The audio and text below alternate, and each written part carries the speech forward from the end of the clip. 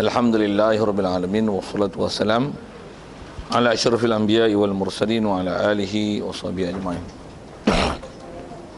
Qala Syekhul Musannif rahimahullah taala wa nafa'ana bihi wa bi ulumin fid dharain amin. Kata musannif wal wakilu aminun wa qaluhu fima yaqbiduhu wa fima yusarrifuhu saqitun fi aktsari nusakhi wala yadmanu wakilu illa bitafriti fima wukila fihi wa min at-tafriti taslimuhu al-mabi'a qabla qabdi thamanihi. Ya, dan sekalian, insya-Allah kita nak sambung ni masih dalam bab wakil. Jadi dasar bab wakil tu kita dah bicara macam mana dah apa dia urusan yang sah untuk diwakilkan tu.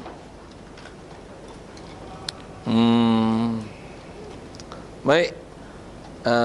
Jadi ni ada beberapa perkara yang kita mesti faham dalam prinsip perwakilan. Kerana rasanya sebelum tengok apa dia nak sebut tu, bila sebut kata wakil, maksudnya kita nak serahkan satu urusan tu pada orang lain untuk dia sempurnakan bagi pihak kita dan berlaku ke kita. Maksudnya hukum kita yang melaksanakan. Jadi tak dapat tidak, kalau kita nak wakil ni, mestilah orang yang diwakil tu orang yang kita benar-benar menaruh kepercayaan kepada dia. Dan andai kata apa-apa berlaku pada dia tanpa ada kecuaian, apa yang berlaku pada dia adalah kalau katalah berlaku risiko ataupun berlaku kerosakan, rosak di tangan dia, asalnya dia ialah orang amanah, jadi dia tak perlu kena ganti rugi. Tu prinsip yang kita nak bicara ni. Satu di atas prinsip wakil ni, kita tak akan wakilkan orang melainkan seseorang yang kita menaruh kepercayaan pada dia. Satu istilah fiqhnya disebut macam ni, wal wakilu aminun. Wakil adalah amin dengan makna ma'mun. Maksudnya orang yang dipercayai. Ataupun kalau kita makna amin macam fa'il dengan makna orang yang kepercayaan. Maksudnya dia ialah orang yang sifat kepercayaan tu ada pada diri dia dan sifat tu sabit dah jadi darah daging dia. Tu asal maknanya lah. Macam mana pun atas istilah fiqhnya, bila sebut amin, yang dia akan disyarah ke depan tu, macam mana pun dia ada ibarat kitab dia nak sebut sikit. Kita tengok hukum tu dulu. Wakil ni adalah orang kepercayaan dengan makna wala yadmanu illa bitafrid. Dia tak perlu membayar apa-apa ganti rugi di atas apa yang berlaku pada dia, melainkan dengan sebab cuai. Pasal dia adalah orang kepercayaan. Istilah percaya ni maksudnya berlaku satu pada dia, kalau dia katalah kita suruh dia hantar barang, kata dia barang ni telah dicuri tengah jalan. Dia pula kata dia, saya memang jaga dia elok, kecoh saya kunci, saya tak cuai. Dia tengok orang katok cermin pecah dan sebagainya. Jadi apa yang dia bawa tu, yang kecurian tu, tak perlu diganti rugi lah, melainkan dengan dia cuai. Pasal kaedah al-wakilu aminun. Ada beberapa bab nanti kita jumpa akan datang. Dalam bab muamalat, bila istilah amin, dia mesti dengan dobit ini. Apa dia? Dia tak akan kena bayar apa-apa ganti rugi, melainkan apa yang diistilahkan sebagai cuai, barulah dia kena membayar apa yang dicuai itu. Dengan sebab kecuaian tu berlaku kecurian atau seumpamanya daripada apa yang khusus kita bicara ni bab wakil, barulah dia kena bayar ganti rugi. Jika tidak, maka apa yang ada pada dia itu, dari segi dakwaan dia, pengakuan dia, maka apa dakwaan dan pengakuan dia itu adalah dipakai. Pasal dia orang amanah. Macam mana pun sikit ibarat kitab itu, kata dia wal wakilu aminun wa qawluhu, perkataan musannif, fima yaqbiduhu wa fima yusarrifuhu. Asal terjemah tu, dia adalah orang yang diamanahkan, dia adalah orang amin pada apa yang dia terima, wa fima yusarrifu, dan apa yang dia perintah, yang dia takbir, yang dia urus, yang dia laksanakan. Jadi qauluhu ini, khabar dari qauluhu, saqitun adalah gugur fi aktsarin nusakh, pada kebanyakan salina matan. Jadi kebanyakan kitab-kitab fiqh yang pengarang ni, waktu dia mengumpul manuskrip asal kitab Fathul Qorib ni, kata dia kebanyakan matan tak ada perkataan tu, tapi dia tulis dalam matan ni perkataan tu. Dan perkataan tu kalau tak tulis pun mesti faham amin ni amin dalam bab ni. Maksudnya dia orang kepercayaan dalam mana? Kepercayaan dari segi barang yang dia terima, apa yang diperintahkan pada dia untuk dia buat urusan mengikut standard operation procedure apa yang sedut itu, dan apa yang dia perintah, apa saja cakap dia tu dipakailah, dan kita tanggungkan bahawasanya kesanggupan dia untuk melaksanakan apa yang kita amanahkan pada dia dan jalan wakil, kita tanggungkan dia telah melaksana. Dia kata saya dah buat dah, maksudnya buatlah. Dia tipu tak tipu tu nanti sana kira. Tapi kat dunia kaedah dia apa? Apa yang dibuat adalah dihukumkan amin, amanah. Maksudnya dia ialah kepercayaan. Dan kepercayaan dia adalah dasar apa-apa pertikaian dan perbalahan, apatah lagi yang mengakibatkan sampai istilahnya ada pecah amanah yang bawa pada mahkamah dan perbicaraan dan pendakwaan. Apa-apa pun nanti dikembalikan. Kalau tak ada apa-apa bukti, kita boleh tunjukkan bahawasanya pecah amanahnya dia. Apabila didakwa tanpa saksi, maka dibenarkan orang yang jadi wakil di atas apa yang berlaku pada dia dengan sumpah dia, pasal dia orang amanah. Itu ayat-ayat fakta hukum yang terlibat dalam bab-bab perwakilan ni. Katalah misalnya kita suruh dia meniaga baju apalah semua tu dia pulang, dia bagi duit banyak ni. Kata dia banyak ni je. Banyak ni je. Macam ni yang kau jual hari ni. Yang ni lah. Tak ada kau ambil apa? Tak ada. Apa kaedah ni? Percaya lah. Selesai. Maksudnya selesai lah tu. Untuk agak tak percaya macam mana? Tak apalah. Hari ni ambil upah kau. Esok sudah lah tu. Kalau atas kata dia kerja, dia buat tu atas jalan wakil lah. Kalau atas jalan upah lah. Kalau wakil pun macam ni lah. Terima kasih lah. Macam ni ya. Jadi agak tak percaya, lain kali kata ni lah. Lain kali kau jangan jual lah. Dekat ni je lah, sekat ini je. Lain kali aku tak izin kau jual. Kenapa? Tak ada apa-apa lah. Yang sudah-sudah lah. Tapi aku tak izin kau jual lah. Sikit kalau dengan bahasa gitu kan. Nak kata macam-macam, kita pun tak ada bukti. Nak bawa mahkamah pun nanti menang kat dia. Pasal asalnya dia wakil, urusan adalah urusan wakil. Dia buat dengan amanah. Katalah mungkin boleh jadi tomahan dan sebagainya pada dia. Tapi kalau kita tak boleh buktikan, dia menang kes nanti. Pasal dia ialah orang amanah. Apa-apa pun bila kita tak boleh datang dengan bukti pendakwaan, kes tak sabit, bahkan dia lah nanti akan dibenarkan jika dia bersanggup bersumpah menafikan apa-apa dakwaan pecah amanah pada dia, menang kat dia jika dia berani bersumpah. Itu ayat-ayat hukum yang berkaitan dengan masalah perwakilan. Apa-apa bab yang kita dah bicara yang prinsipnya menerima wakil, itu sepe dia. Wakil amin. Wakil adalah amin. Jadi amin tak mana? Itu yang kalau kita guna pakai yang dikata kebanyakan mantan tak sebut tu, tapi disebut juga untuk menguraikan dia. Amin tak mana? Amin dari sudut ma yaqbituhu, apa yang dia terima, apa yang dia dapat, sama dia dapat tu apa yang kita wakil kat dia, ataupun yang dia dapat tu apa yang dia berjual beli yang dia dapat. Begitu juga wa fi ma yusarifu, dan apa yang dia tasarrufkan, yang dia belanjakan, dia agihkan, dia laksanakan, dia tunaikan mengikut apa yang kita bagi arahan dengan dia. Jadi apa-apa apa yang dia buat, dan apatah lagi dakwaan dia telah membuat mengikut apa yang telah memenuhi prosedur urusan yang sepatutnya dilaksana. Apa kaedah dia? Perkataan dia adalah dipakai. Jadi kalau dakwa pun mahkamah, katalah kita nak dakwa tak setuju di atas apa dia buat, dan ada beberapa tomahan di atas tak amanahnya dia, kalau tak ada apa-apa sebarang bukti, dia akan menang kes pasal dia ialah orang amanah. Kalau dia berani sumpah dengan nama Allah Ta'ala menafikan apa dakwaan kita atas dia, perkataan dia adalah dipakai. Ayat tu ayat hukum tu, ayat fakta tu. Baik. Jadi di atas kata dia amanah. Jadi bila amanah ditunaikan apa yang sepatutnya, memang kalau apa-apa berlaku pada dia, dia tak perlu membayar ganti rugi.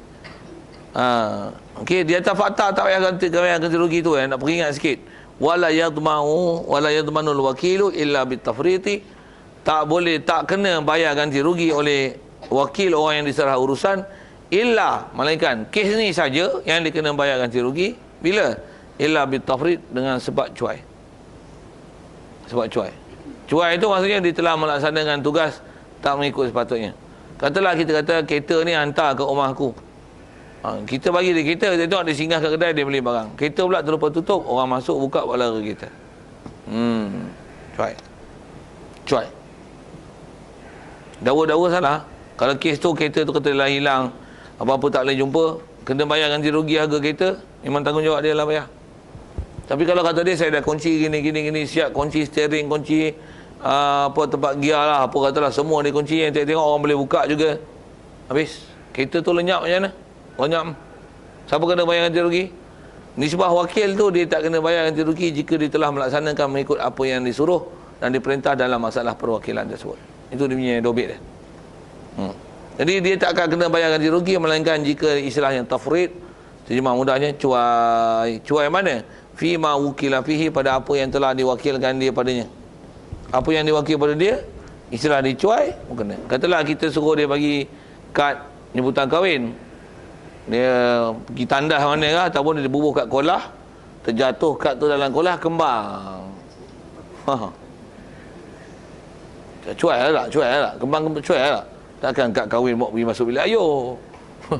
Cuai. Ataupun dia tinggal kat mana-mana, atau tu hujan turun, habis kad tu kembang. Keping kad RM5 lah tu. Ada 100 keping. Bayar lah kau. Buat kad raya lain. Kad raya lah, kad jemputan lah, apa seumpama tu lah. Kad lain pasal apa? Istilahnya telah cuai melaksanakan tugas. Tapi kalau kata memang dia agi. Betul. Kenduri tu orang tak datang. Engkau bagi tak bagi kad ni? Bagi tadi. Untuk pasal apa orang tak datang? Mana aku tahu aku je aku mana datang tak datang. Apa keadaan dia?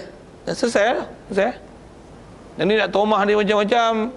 Kita pun tak pergi intai dia buat kerja apa. Di atas dia tak amanah yang hakikatnya. Maksudnya realitinya, apa yang dipecah amanah itu. Yang tu tak dipersoal. Itu sana jawab. Sana jawab. Kat dunia, kalau kata ada kes sekalipun, tapi bila kita tak ada bukti, dia adalah istilahnya amin, menang kes kat dia. Pasal asal manusia ni al-bara'atu zimmah, dia terlepas daripada apa-apa tanggungan dan pertanggungjawaban. Jadi bila dia amanah, kita tanggung di atas dia melaksanakan apa yang telah disuruhkan pada dia lah. Jadi kecuaian dia tu, jika tidak boleh dibuktikan kecuaian ataupun tak ada ikrar pada dia tak apa cuai dia buat, jadi tidak ada apa-apa sebarang ganti rugi yang dia kena bayar lah. Melainkan kalau dia mengaku, dia iktiraf tentang kecuaian dia, atau dia kena bayar, walaupun kita tak dakwa tapi dia mengaku. Macam ni, kad kau buat misal contoh, kau suruh hantar aku pergi masuk wilayah macam mana dah, anak kebetulan masa tu dia berak, orang rumah dah sibuk, aku nak kena pergi basuh berak dia, lepas tu mes orang lagi ni bawa dia celup je dalam kolam, habis kata dia, kembang habis semua. I'm very sorry lah, sorry satu hal lah, tapi saya yang sepatutnya responsible dalam bab ni. Jadi saya bayar balik lah ganti rugi kad yang telah lumbat, telah kembang ni kena air tu. Jadi berapa tu kena bayar tu. Mana ni orang ni buat macam mana tu? Kalau tuan je kata tak payahlah tu, awak pun bukan saja nak cari benda tu, dah nak jadi tu, sudahlah muja. Kalau dia kata bayar, memang kena bayar. Bahkan kalau kita kata sorry lah, apa sorry, bayar. Macam mana? Bayar. Memang kena bayar. Jadi aku tak sengaja tau, tak sengaja kau. Memang bahasa tu tak sengaja. Siapa nak sengaja pergi rendam dalam air? Tapi di atas apa perbuatan yang diistilahkan cuai, dia kena bayar. Cuai. Pasal memang dia letak atas meja untuk anak dia capek, anak dia pergi rendam. Tak pun dia lipat-lipat bawa roket. Gunting lah. Anak dia pakai origami kan. Putus roket terus nak basuh berak anak dia habis air tu, dan 10 roket dia buatnya. Itik ada 20 ekor. Tengok katak pun ada. Buat kamera main tangan lah, macam-macam pakai anak dia origami. Habis dia buat je kad raya kawan tu, kad raya kat jemputan apa. Tu kena bayar. Itu istilahnya cuai. Baik, itu ayat dia. Apa-apa yang dibuat itu bila cuai barulah dia kena bayar ganti rugi. Fi ma wakila fi. Baik. Wa min at-tafriqi. Baik, sebahagian daripada istilahnya cuai, kalau dalam bab muamalat jual beli, dia nak bagi contoh, adalah taslimuhu al-mabi'a qabla qabdi samanihi. Adalah menyerahkan akan barang menyerahkan akan pembeli, diserah kepada pembeli, mabi'a akan barang dijual qabla qabdi samani, sebelum terima harga. Barang kau tu belek, dia pegang ni, nak jadi beli kan? Jadi berapa tu? RM25. Sebelum kawan tu bagi duit, dia dah pegang. Kawan tu dah pegang dah. Jadi istilahnya dia telah menyerahkan mabek. Sebelum kawan tu serah duit, dia tengok lari, brum, cuai. Itu kita kena cuai. Satu, kalau ikut SOP dalam masalah perwakilan, kita mesti ikut prosedur tu. Pasal keberangkalian tipu orang macam-macam lah. Kaedah barang selagi tak serah duit, tak boleh bagi dia kobat. Contoh kadang-kadang dalam kedai, kalau khususnya lah kan, kadang-kadang ada barang-barang yang kita nak beli, nisbah kalau dia bagi tengok tu tak ada masalah lah kan. Tapi asal nak sebut barang tu kadang-kadang ada benda yang dia tak bagi kita pegang, dia tak serah kat kita, melainkan dah serah harga, kita memang jadi beli, dah jadi beli, baru dia bagi kobat kita, baru tengok barang ada aib tak aib, apa-apa, ada masalah, rujuk balik. Tapi sebelum nak pegang ni, nak ambil atas nama terima barang, bayar duit dulu. Nisbah nak tengok contoh atau memanglah dalam proses jual beli kita belajar dulu. Nak puas hati mesti tengok dulu kan. Tengok pun sama ada barang ni ataupun seumpamanya. Macam mana pun asal bicara kita di atas kata nak kobat, maksudnya terima tangan. Apatah lagi istilahnya nak berpisah daripada majlis. Dia kata, saya pegang Ustaz, saya nak pergi ke warung tu, sambil-sambil tu saya nak pegang ni, saya nak tengok lah, saya nak tengok tu juga. Usik-usik baru hilang. Istilahnya cuai. Lepas tu cuai tak cuai tu, semaklah satu. Lepas tu di atas faham cuai tak cuai ni, yang kita ni sebagai orang beri wakil ataupun kita sebagai orang menerima wakil, kena tengoklah di kat kita, khususnya kat kita lah, kita yang terima wakil tu, ada hukum cuai tak cuai kat kita. Kalau hukum kita cuai, mengakulah diri cuai tu, kesilapan yang kita buat tu, silap satu hal, cuai satu hal. Jadi tang kena bayar, sepatutnya kita kena bayar, yang kena bayar, bayarlah ganti rugi. Itu nisbah kita. Begitu juga nisbah orang yang memberi wakil. Kalau orang tu memang istilahnya dia amanah, dia tak cuai, jadi kita pun tahu hati benda tu mahal, yang kita amanah pada dia untuk dibuat dan sebagainya, dia tengok tak jadi, padahal dia buat tu tanpa ada apa-apa cuai. Jadi kaedahnya pejam mata, ialah apa yang tak jadi sudah lah, tak usah ada kata apa-apa kan, pasal istilahnya dia tak cuai. Tapi kalau dia cuai, minta ganti rugi. Maksudnya kena bersedia dua-dua pihak situ. Nisbah kat kita kena faham ilmu ni, pasal dia punya sepadan di situ, sepadan untuk take action tu. Jadi jangan pula nanti orang tu di atas kita cuai katalah, dia tuntut kita tu adalah tergetu pun nak berkira anak aku bergedan dalam air. Maaf lah, aku bukan nak sengaja, itu pun berkira. Dan aku tak nak tolong kau dah. Apa bayar pun bayar lah. Tak, bukan macam tu akhlak dia. Dia memang kena bayar macam ni. Bayar lah. Ambil tanggungjawab lah. Apa yang kena bayar. Nak faham tu. Begitu juga lah masalah wakil tu. Kita bagi mahal boleh hilang pula. Boleh dia kata hilang ni lah, orang ambil lah. Macam tak percaya aku. Lagi aku tak nak bagi lah. Tak nak bagi sudah lah. Tapi yang tu macam ni. Yang tu di atas kata dia amanah, buat dengan amanah. Dia pun mengaku dia tak cuai. Dia bulan kita, orang katok cermin lah, tengok kereta dia cermin pun pecah, katalah gini. Kata dia, saya tak ada cuai apa-apa. Dia tahu kata yang hilang tu tak perlu diganti, kita kena terima je lah. Yang dia tak perlu mengganti perkara itu. Jangan minta je. Aku tak kira, ganti tak ganti ke apa, aku kira barang aku mesti ada balik. Yang buat keras kepala itu lah. Tu pun salah je. Jadi asal nak sebut, dia tak amanah nak apa yang kena ganti, tak kena ganti. Barang yang tak sepatutnya kena ganti, kita minta ganti, itu kita telah makan harta orang dengan batil. Tentu yang kita nak tahu sepadan batil tak batil macam mana? Tengok apa peraturan syarak dan prosedur syarak di situ. Ini yang setiap orang kena ngaji muamalat ni. Gitu juga lah kalau jumpa nanti bab ijarah, bab sewa, bab pinjam, ada benda yang kita tak sampai lagi tu. Jadi bila ada muamalat itu yang sepatutnya dia kena bayar sewa, apatah lagi dia cuai, parking apa itu, rosak dan sebagainya. Mana yang dia kena bayar. Jadi setiap orang mesti ada ilmu di situ untuk dia mengetahui apa tindakan dia kena buat, dan mestilah rujuk dan disepakati di atas apa hukum yang telah sabit. dengan bahasa ulama, khususnya kita bicara bab muamalat ni, nisbah siapa yang kena membayar ataupun tak kena bayar. Jadi asal kita bicara wakil, cuma CP amin itu kita akan pakai dalam semua bab, dalam bab-bab muamalat. Maksudnya orang yang istilahnya wakil, khusus kita bicara situ, bila wakil adalah orang amanah. Orang amanah ni apa-apa yang katalah berlaku kita tak buat hati, tapi dia telah amanah melaksanakannya. Dari sisi hukum selesai dah, tak ada apa-apa pendakwan kita tak boleh buat. Pasal dan tak ada apa-apa yang dia kena bayar ganti rugi. Pasal kita tanggung dia buat tu ialah mengikut apa standard urusan yang sepatutnya dia kena laksana. Katalah kita buat misalnya ni, kita suruh dia pasang pintu.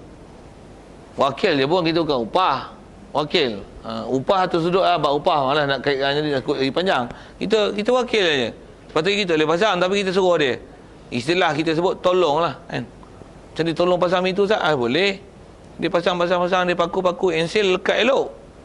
Lekang pintu tu. Sudah katanya. Dia tak ada masalah apa, dia tak pergi jatuh. Tapi pintu tu lekang. Yang ensil lekat lah. Yang antara ensil tu. Lekang, rebu. Jatuh, pak, pecah pula tu. Macam mana? Dia kata, kalau ikut saya pasang elok dah. Kata dia. Tiba-tiba cabut, jatuh, pecah. Jadi kalau ikut di sebab pasang, saya tak cuai. Saya taklah masa pasang tu dia jatuh. Dah. Tapi dah siap, dah pasang. Dia tak dia cabut, dia jatuh. Apa cakap dia pakai? Sebab tak kena ganti rugi, walaupun benda tu mahal. Saya sebut contoh pintu kayu ataupun pintu besi, atau pintu cermin katalah itu.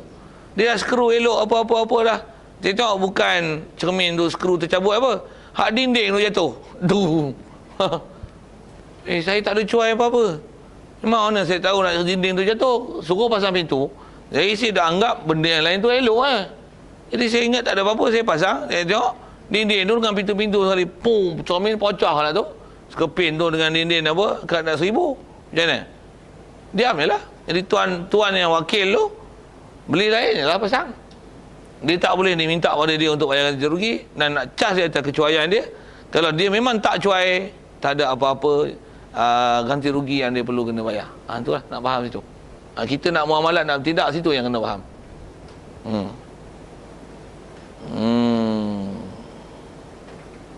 Buat misal lagi. Kita beli apa lah, mobil lah, beli arnab kan. Okey, suruh masak. Contoh lah kan. Ataupun beli lauk lah, bahasa mudahnya beli lauk masak. Lauk mahal pula tu, sekilo sampai RM200, RM300. Mahal tu. Beli apa? Ikan Solomon seekor. Berapa? 450. Ada yang isi merah kan, geram je. Saya pernah beli sekali, ingat sedap macam mana. Tak sedap pun. Mungkin dia hasiat satu hal lah, tapi pernah try kan. Rasa sekilo RM65. Dia tengok dia jatuh itu RM42. Tu beli sekali, belilah 2-3 kira. Nak rasa makan-makan sedap ikan termenung lemak ke. Sikit lah. Padahal awak tak ada duit nak beli, sedap orang itu. Tapi itu bukan sour grape tu, memang sour.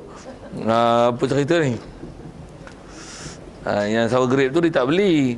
Ini kita beli, rasa dah pun tak sedap mana. Apa cerita ni? Cuai tu. Kita bagi suruh dia masak. Dia masak hangit. Beli ikan. Ikan mahal, hangit dia masak. Sorry lah, tak sengaja lah. Kalau istilah dia cuai, pasal apa? Kalau istilah cuai, dia kena bayar ganti rugi. Berapa tu? Itu sekeping tu kau tahu berapa ikan tu?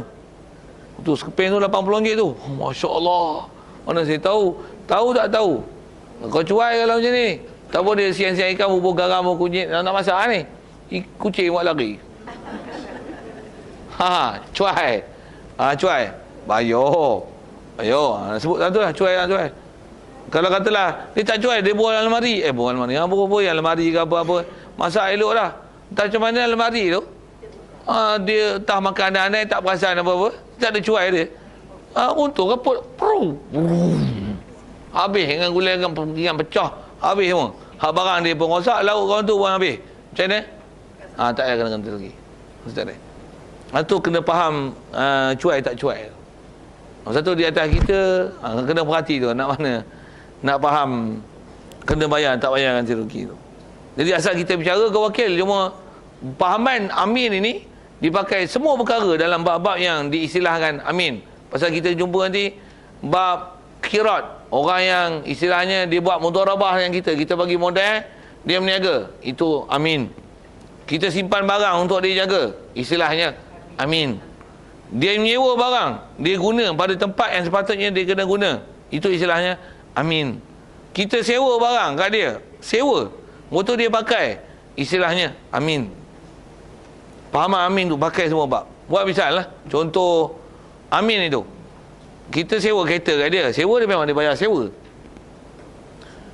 Jalan tengah hari dia telefon, apa dia? Minyak hitam kering. Salah siapa? Untuk kau bawa, kau tanggung. Macam tu ke? Minyak kereta tuan. Kalau parking bawah pokok nyong, tu pokok nyong jatuh, cermin pecah. Tu cuai. Tu kau kena tanggung. Ataupun ikut belakang lori ada batu jatuh, kena cermin pecah. Tu kau tanggung. Siapa suruh ikut belakang lori? Dah tahu lori pula ada batu. Tapi kalau tiba-tiba dah sampai waktu memang cermin tu pecah. Dah tempoh expired dia sampai. Hai, main mana pula boleh pecah tak cuai. Macam mana? Tuan kita lah bayar. Kalau dia kata dahulukan dia awak, saya akan bayar nanti. Memang tuan kita kena bayar.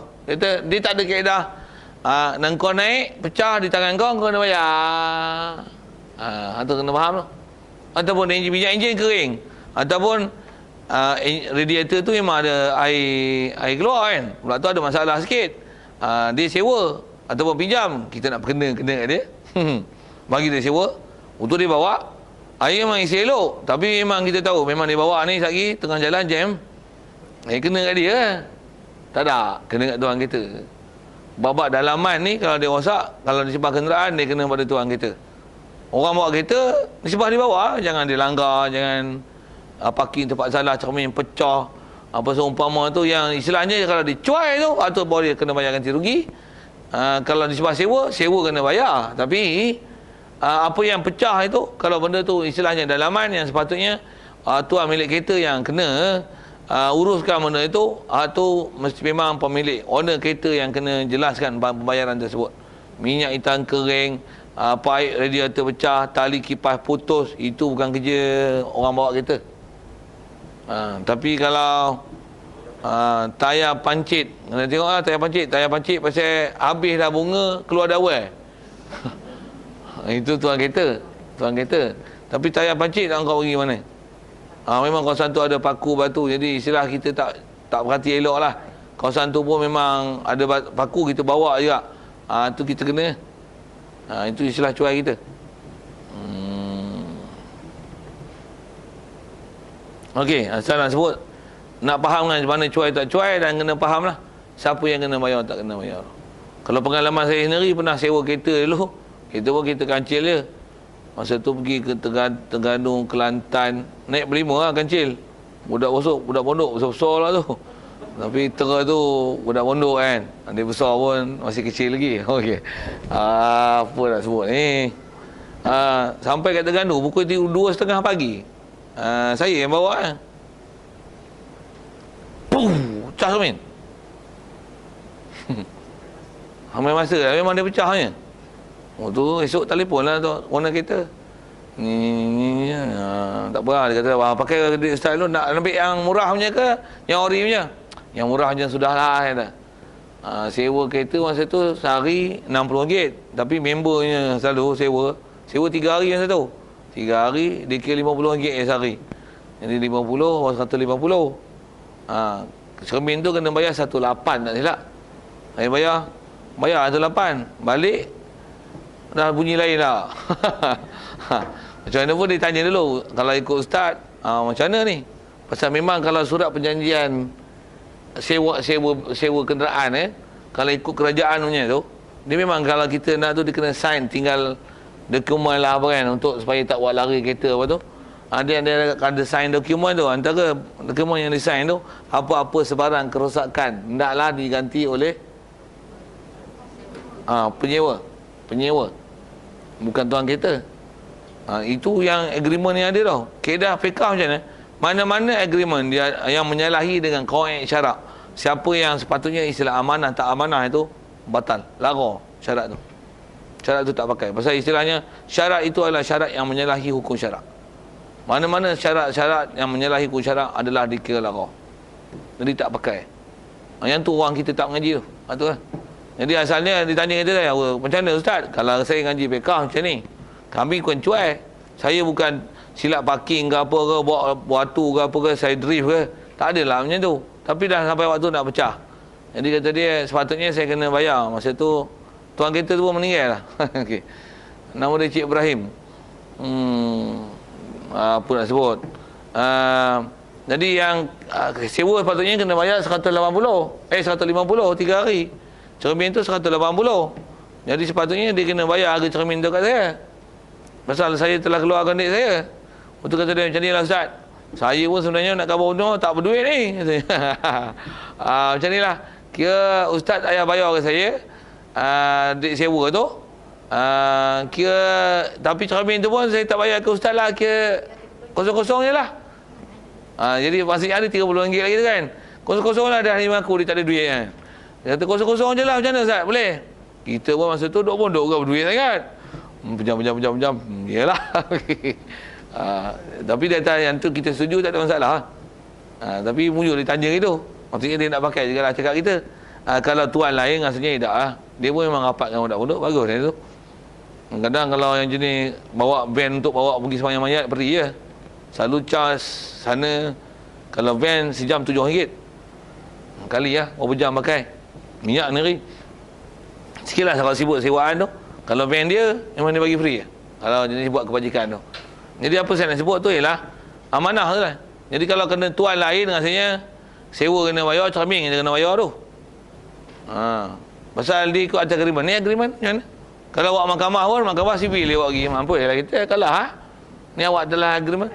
Ada hitam putih. Awak dah setuju membayar ganti rugi dari atas kerosakan.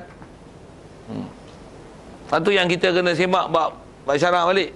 Satu yang bila kita ngaji balik, ngaji bab syarak, tengok apa hukum ada keliling, tu yang giling kepala tu. Semua bab ni tengok lah. Lagi-lagi habis kitab lagi giling macam-macam. Siapa? Tak betul.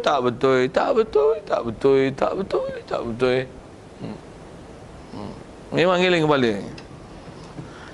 Asal saya nak syarah semua tu, nak cerita amin ni tu. Cuma pasal asalnya buat cerita buat wakil. Saja kesewa apa sebagai tu sikit. Pasal dari segi prinsip dan konsep memahamkan amin tu sama. Yang bila dalam PK bila disebut amin, maksudnya tak payah kena ganti rugi. Melainkan dengan dicuai. Sekali lagi kalau bagi contoh masalah masih bab amin, saya nak fahamkan ke amin tu sendiri. Jadi kalau bab wakil satu hal, macam mana pun nak syarahkan ke bab amin tu sendiri. Kita simpan barang kat dia. Katalah barang kemas. Dia simpan pun memang elok peti dia, almari dia, kunci semua tu. Itu dia balik kampung terbakar rumah. Habis oncong liau. Satu pecik habis, apa pun tak ada tinggal. Macam dia memang tak cuai. Tapi dah nak terbakar. Terbakar tu mungkinlah ada patut-patut terbakar, ada litar pintas ke apa, tikus macam-macam lah kan. Tapi istilahnya memang dia tak cuai. Dah berlaku tragedi macam tu. Terbakar tu barang kemas kita tu. Himpun tu katalah ada 100,000 buah pil tu. Macam mana tu? Macam je lah. Amin. Bukan dia cucuk api lah. Bukan dia silap tak tutup api dapur ke apa. Tak ada apa. Atau punca kebakaran masih belum diketahui. Asal hukum amin. Apa tu? Barang kemas tu macam mana? Sekejap lah. Inna lillahi wa inna ilaihi raji'un. Kena musibah. Dia kena musibah tu, kita pun musibah kat situ. Orang mukmin ni idza asabathum musibatun qalu inna lillahi wa inna ilaihi raji'un. Khalas. Sejam je lah. Khalas. Sallu ala Nabi. Salam je lah. Terima kasihlah atas awak dah jaga orang kemas, tapi yang tu untuk susah hatilah. Memang hukum fikahnya awak tak ada apa-apa cuai, jadi tak ada apa-apa. Jangan fikir apa-apa. Jangan tension pula yang ni pula nak bayar barang kemas pula. Tak ada apa-apa. Tak ada apa-apa. Itu yang betul lah. Orang betul. Kalau tak betul macam mana? Terbakar. Hutang tu tak hutang. Kau cuai. Jangan buat itu. Yang tu yang balik pendukung syarak tu. Itu lah. Situ lah.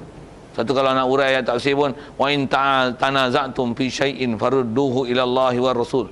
Apa-apa kamu kelahi dalam apa-apa urusan, kembali pada Allah Taala dan Rasul lah. Kembali konflik lah. Apa Quran syarak kita. Okey. Cerita amin itu. Wala yajuzu. Soal itu. Tak amin dulu. Boleh.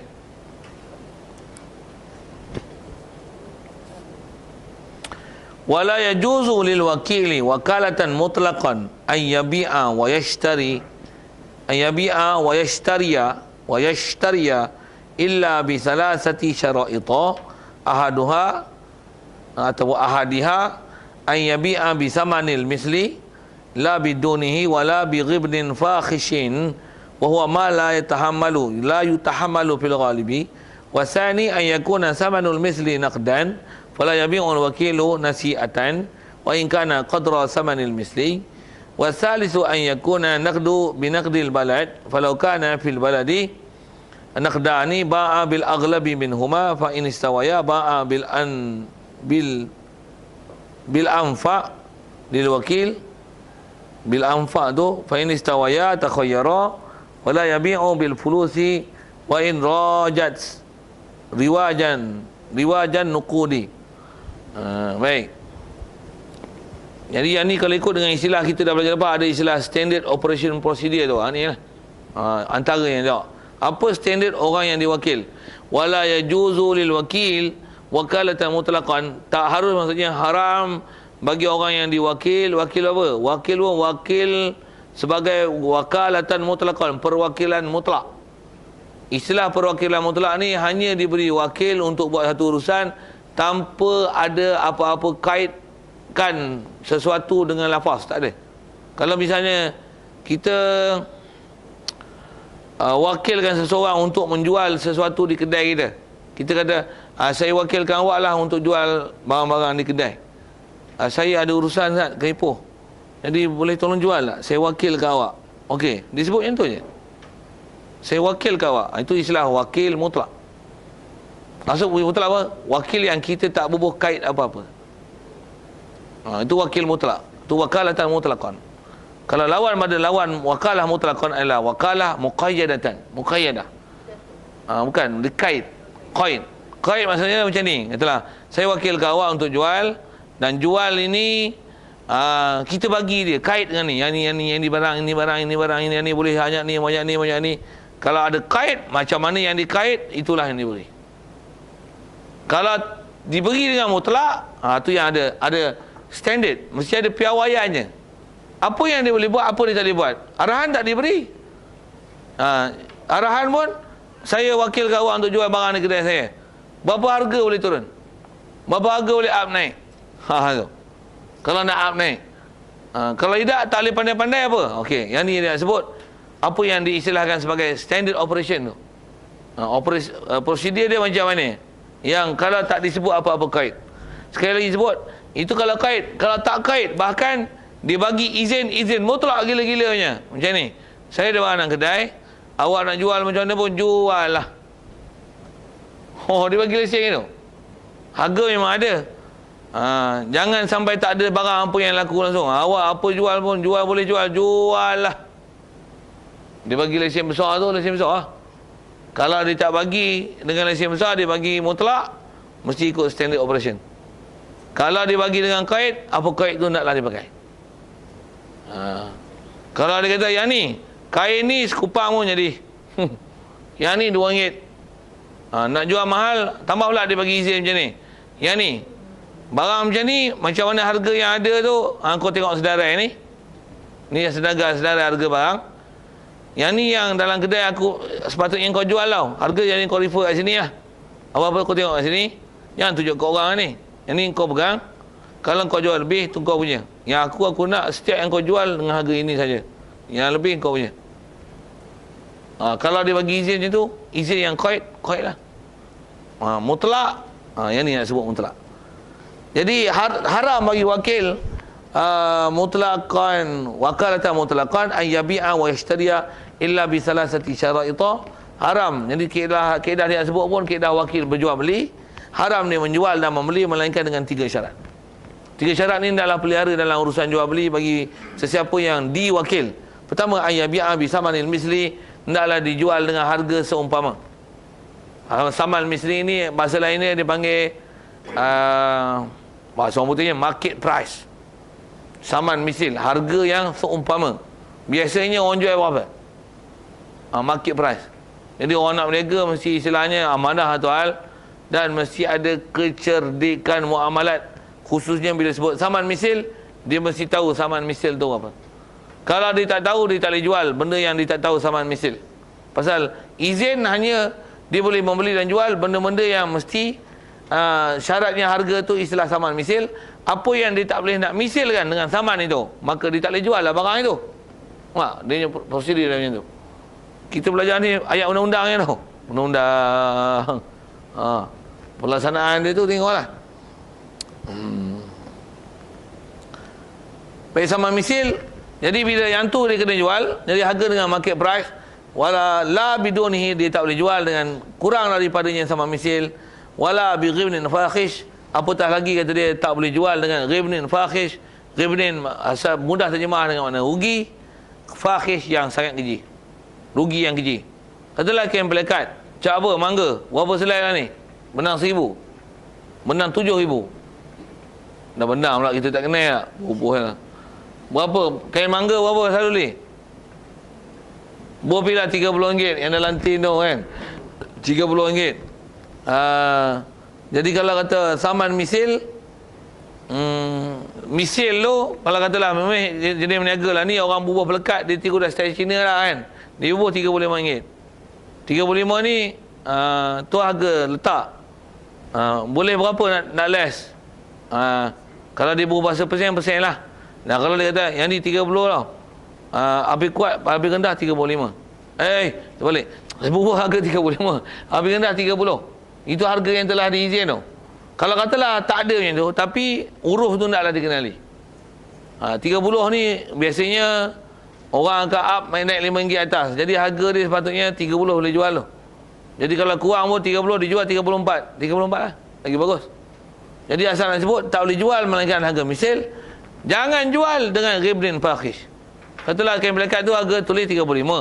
Boleh jual takat 30. Dia jual apa? RM15. Itu ghibnin fakhish. Jual tu tak sah, dan apa di atas dia jual mengikut tak standard harga, dia kena bayar ganti rugi berapa yang telah dicuaikan dengan harga tersebut. Dia kena bayar. Satu, kalau dia katalah dia diarahkan untuk jaga kedai, tapi dia harga tak tahu, dia nak kurang tak pandai, tak pandai nak kurang, mau macam mana, apa yang ada jual aja. Satu, kita pergi kedai katalah macam ni nak sebut tangkap kita pula ni. Pasal kadang-kadang yang pekerja tu pekerja, jadi nisbah dia muamalat dengan kita, itu adalah wakil dia tau. Dia jadi wakil tu. Maksudnya dia telah diberi kuasa untuk menjual barang kat kita. Kalau kedai tu jenis net price, macam supermarket, apa market tu, memang dia tak boleh bagi kurang lah. Melainkan yang ada kurang, yang ada kad ahli. Pasal itu ikut prosedur dia, SOP dia. Itu kalau kedai yang ada ahli-ahli. Kalau kedai yang tak ada ahli ni, katalah kita dengan tokek, memang dia akan bagi lain price kat kita.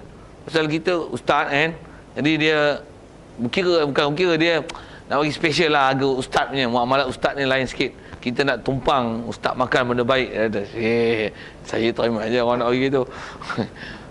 Tak, pasal saya, ramai orang buat kat saya harga macam tu kan. Tak percaya, tanya orang yang beli biasa beli dengan saya, tahu harga dia lain. Okey. Apa nak sebut. Jadi tokek dia bagi macam tu. Sekarang yang ada kuli.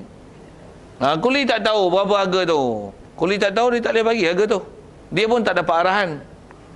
Kalau nak juga, katalah tokek tak ada, barang kita beli banyak. Telefon tokek.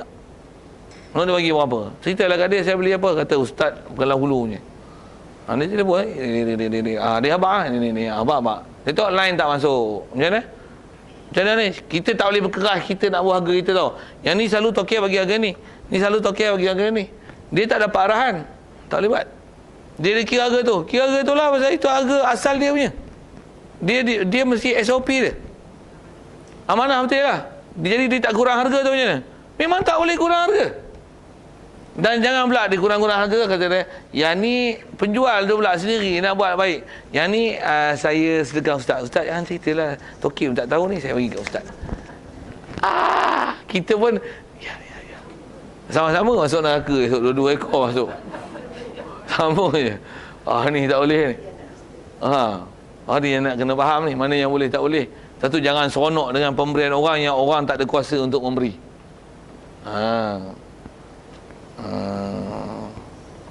Asal nak sebut tu lah kuasa tu. Jadi dia tak boleh menjual sesuatu melainkan saman misil, tak boleh dengan kurang daripada saman misil, dan ghimnin fakhish.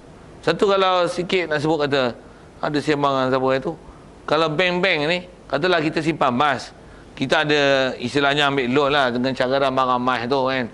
Dia biasanya akan beri tahap maksimum pun 70% harga market price dia akan bagi untuk kita boleh buat land, buat loan dengan dia.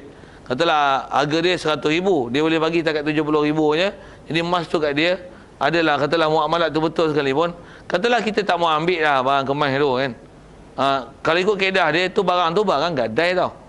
Barang gadai maksudnya dia bukan jadi milik dia. Jadi dia ada secagaran bahawasanya hutang itu akan dibayar. Jadi kalau kita kata kita memang tak nak ambil barang kemas tu dah, nak bayar pun tak ada duit nak bayar dah, barang kemas tu lah kita nak bayar. Dengar elok ayat ni. Pihak bank dia tidak boleh istilahnya lelong barang itu. Lelong tu tak? Lelong. Lelong ni apa? Lelong barang kemas ni